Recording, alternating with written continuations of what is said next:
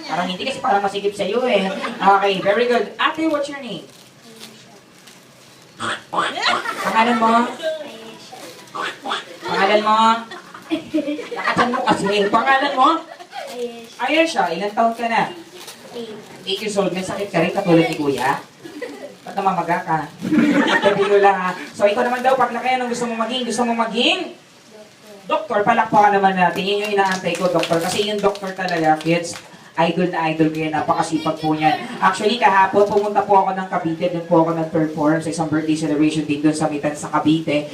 Sumakay po ako ng LRT from Caloocan. Nag-LRT ako, bumaba ako sa EDSA. Tapos sumakay ako ng bus. May lumapit sa aking doktor. Tapos binigyan ako ng ticket. Tapos siningil ako. Di ba ganun ginagawa ng doktor? Ako, doktor ba yun? Sorry naman, tita. Okay, ano bang ginagawa ng doktor? Papagaling ang albularyo? Anong ginagawa?